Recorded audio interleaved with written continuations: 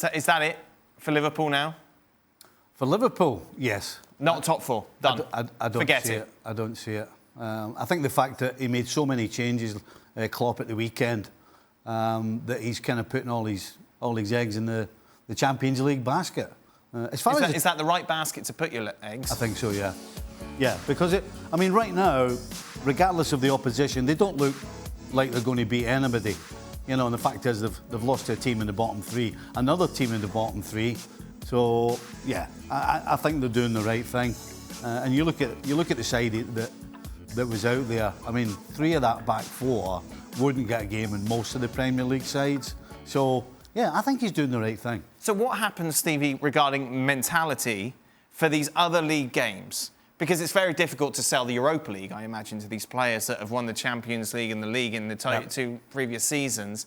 So you just go out there and go through the motions? How is it all going to work?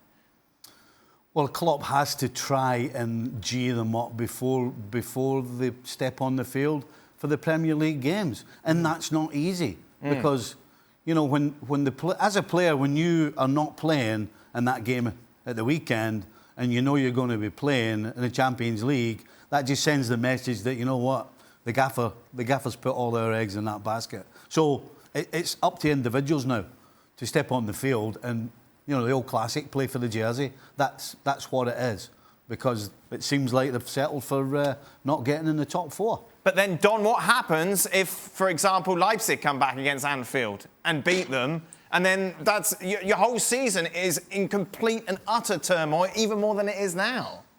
Well, it probably is anyway, Dan.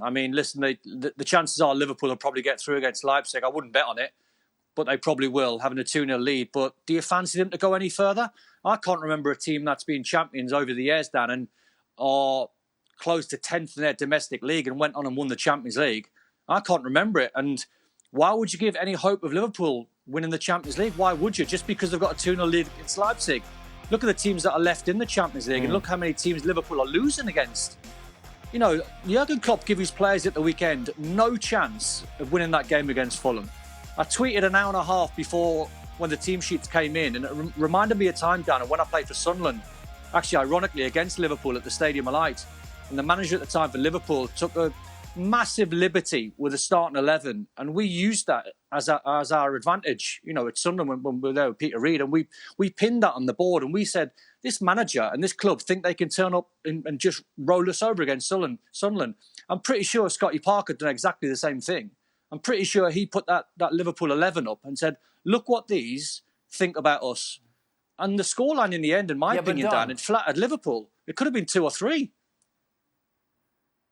Yeah, but Don, I'm sorry. Even with the setup changing, and the individuals being not the same, don't tell me that the Liverpool setup last game against Fulham wasn't capable of winning against Fulham. It wasn't. I'm very sorry. It wasn't, Frank. It wasn't, Frank. Shaqiri had no rhythm. He shouldn't be. Shaqiri had no rhythm. He's been in and out the side. Naby Keita hasn't been fit, so he's just got back in the side. Jota has only played 1 game. He's had 2 or 3 months off. 3 of the back 4 changed. What made you think that Liverpool team, a disjointed Liverpool team, are going to beat Fulham? Just because Fulham are in the bottom 3, they're a good side. Frank, yeah, but because they've been hired by Liverpool. I'm sorry, Dan, but they've been hired by Liverpool because they know their quality. Of course, some players they just came back from injuries or pandemic, whatever it is. But they haven't been hired by Fulham because Fulham cannot hire those kind of players because they are higher level than any Fulham players. So therefore, they should be able to win against Fulham, and they have no excuses anymore. Than not doing everything to win games at home against Fulham. Then I don't see Nicol Williams, Reece Williams, and Nat Phillips being a higher level than the Fulham defenders, and that's just 3. So, Frank, that takes us back to this.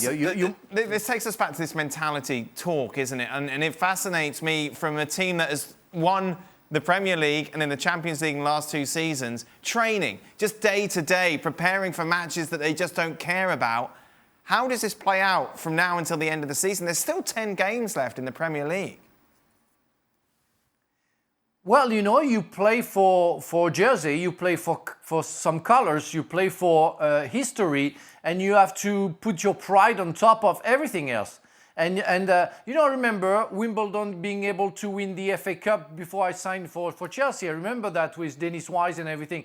They were not a fantastic team, but they had the pride, they had the heart. And all the players of Liverpool have to react and think about the fans, the club, the history, to make sure that they at least going to finish well the Premier League.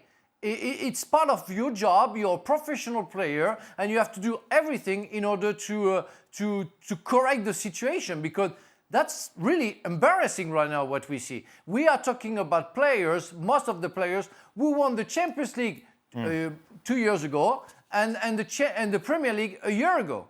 That's unacceptable what we are seeing. Even if we can find all excuses about the pandemic, about the injuries and everything, at the end of the day, you have 25 players and most of them should be able to win against Fulham. Even if Fulham are very, very upset about the fact that Klopp is putting the B or the C team, they're still the C team of Liverpool. So they should be good enough to win against Fulham. Is it harder to do without fans? 100%. Listen, the game's about emotion. A huge part of the game is about emotion. So when there's no fans there is no emotion. And you know, people are forgetting, the worst players or the average player going to Anfield with no fans is just playing a normal game. Because your average player going to Anfield with a crowd can't perform anywhere near the standard because they bottle it. And the best example of that would be Raheem Sterling at Anfield this year. No crowd. It's the best game he's ever had at Anfield since he left. And the reason? No crowd. So the no crowd situation completely annihilates Liverpool more than the opposition. No question.